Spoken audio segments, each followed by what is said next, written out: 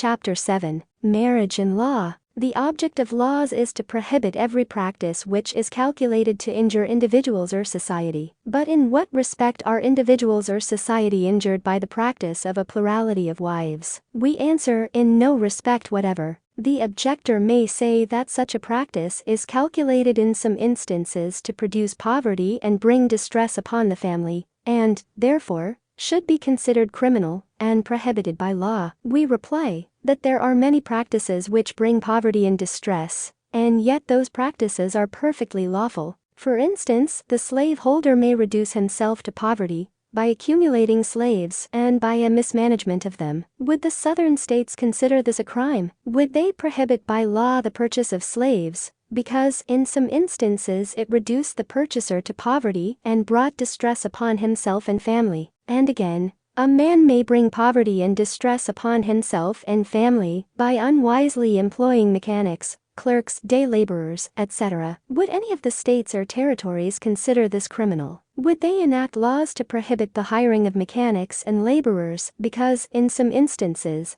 it reduces to poverty? Another instance, many persons by marrying one wife reduce themselves from a state of wealth to abject poverty, yet no state would, for such a reason, denounce the marriage of one wife as criminal and prohibit it by law. We might multiply any amount of instances where poverty and distress are brought upon families by the practice of things which are perfectly justifiable by the law, because a plurality of wives may, in some instances, reduce a family to poverty, is no reason, therefore, why it should be prohibited by law any more than thousands of other practices which may produce the same results. But in the most of cases, the plurality system would have a contrary tendency. Instead of diminishing the wealth of a family, it would increase it. A large number, bound together by the strong ties of family affection and taking hold of business in a united capacity, will be able, most frequently, to accomplish more than the same number of individuals acting separately and governed only by individual interest. A union of interest and action is admitted by all to be more powerful in its results than disunion. A numerous family of children are calculated to accumulate wealth or to accomplish any other object by their united energy more than a small family. Hence, the psalmist says, "Children are an heritage of the Lord. Happy is the man that hath his quiver full of them. They shall not be ashamed, but they shall speak with the enemies in the gate." P.S. 127. Instead of a large family being a disadvantage in point of wealth or strength, they are of great advantage. Therefore, so far as this cause has any bearing, it would be more just for the states to prohibit the one-wife system than to prohibit the system of plurality. Sometimes objections are urged against the plurality system by saying that it takes away the rights of women, and, therefore, it should be prohibited by law. But what rights of women does it take away? If several women voluntarily and from their own choice, and with the consent of their relatives, wish to unite their destinies with one man, what rights have been taken away? What injuries have been sustained either by themselves or by society in general? We answer, none at all. On the other hand, the rights of women are destroyed and taken from them in prohibiting them by law to have the man of their choice. They are compelled, by legislative enactments, to relinquish all hopes of marrying a man upon whom their affections are placed, and obliged, if they marry at all, to go contrary to every feeling of their nature to be united with one for whom they have no love. How many thousands of women there are who would rather remain single all their days than to accept the offers of many profligate young men for whom they entertain no other feelings but those of disgust? Could these same women have their rights which naturally belong to them, but which our illiberal state governments have deprived them of, they would unite their destinies with good men and be infinitely more happy under the plurality system than they would be to remain in a state of celibacy, or to be united with some wicked profligate. Give women their rights. Let them marry the man of their choice. Where pure affection exists, there let them consummate that affection by freely uniting themselves in the sacred bonds of matrimony with the man whom they love, and who loves them sufficiently to make them the partners of his bosom for life. Anything short of this is illiberal and destroys the rights of women. It is said that plurality destroys the rights of the first wife, and, therefore, should not be tolerated by law. This depends upon circumstances. If a man has been foolish enough to make a contract with a woman previous to their marriage, that he will never marry another while she lives, then it would be taking away her rights to violate that contract without her consent. Such a man, under such a contract, should not be permitted by the laws of the states to break his agreement, for in so doing, he would take away the rights which he has guaranteed to her. But if a man marry a woman without binding himself by such a contract, or if he marry her with an understanding that he can marry others, when he thinks proper so to do, then there are no rights of the first wife taken away, nor no contracts broken. The first wife, under these circumstances, enjoys all the rights that she had any reason to expect. When she gave herself to her husband,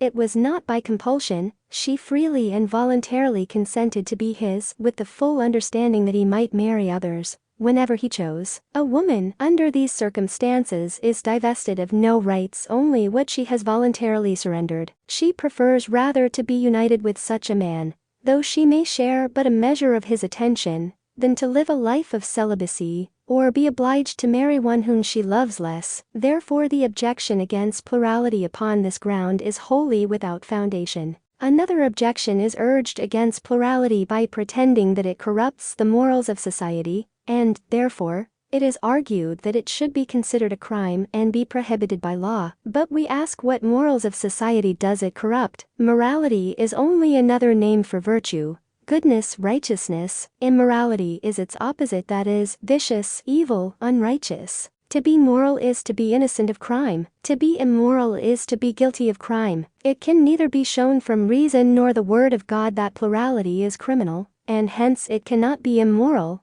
and therefore the morals of society are not in the least endangered by its practice. On the contrary, plurality is a great and powerful antidote against immorality. How many hundreds of thousands of women there are, who, in consequence of having no opportunities of marriage, yield themselves up to a life of profligacy, and become notoriously immoral and unvirtuous. If these same females had not been deprived of the rights which all should enjoy under our glorious Constitution, they might have united themselves to some virtuous good men, and been happy as their second or third wives, and thus been saved from the temptations and evils into which they have fallen. Look at the misery and wretchedness of thousands of females in almost every city in America and Europe. Inquire into the causes of their shameful and criminal course of life, and it will be found that in 9 cases out of 10, they were driven to that state of degradation for the want of a protector, a husband in whom they could center their affections, and on whom they could rely for a support. Would it not have been far better for these females to have been honorably connected in marriage, according to the plurality system, than to have plunged themselves into the vortex of irretrievable ruin? What an immense amount of immorality and consequent suffering would have been prevented, had the state governments not been influenced by the corrupt traditions of apostate Christianity, in prohibiting plurality and denouncing it as criminal. But this order of things would not only prevent females from becoming public prostitutes, but would promote virtue among the males. Because of the vast numbers of unvirtuous females with which the nations are cursed, many young men neglect marriage, and seek to gratify their sexual propensities by unlawful and sinful connections. If no public female prostitutes existed, or if they rarely could be found, the natural consequences would be that young men, instead of abandoning themselves to prostitution, would seek to unite themselves in honorable marriage with the partners of their choice. Plurality, therefore, not only would be a preventative against female prostitution, but would diminish the causes or means of prostitution on the part of the males. Young men abandon themselves to vice and immorality in proportion to the amount of temptation and evil influences with which they are surrounded. Diminish the causes and the effects are diminished also, and if the cause be destroyed, the effect ceases. Let our state laws permit plurality, and it will seldom be the case that a female will yield to prostitution, preferring lawful marriage to a life of degradation and suffering. The army of degraded females, receiving little or no accession to their numbers, would soon be diminished and eventually destroyed by their own folly and wickedness, and thus, the causes of temptation having in a great degree ceased, young men would walk in a more healthy atmosphere, and not be constantly allured, as they are now, from the paths of virtue. Plurality would also diminish greatly the temptations which beset the paths of married men, as well as those who are young. They would no longer be under the temptation to keep a mistress secretly, and to break the marriage covenant,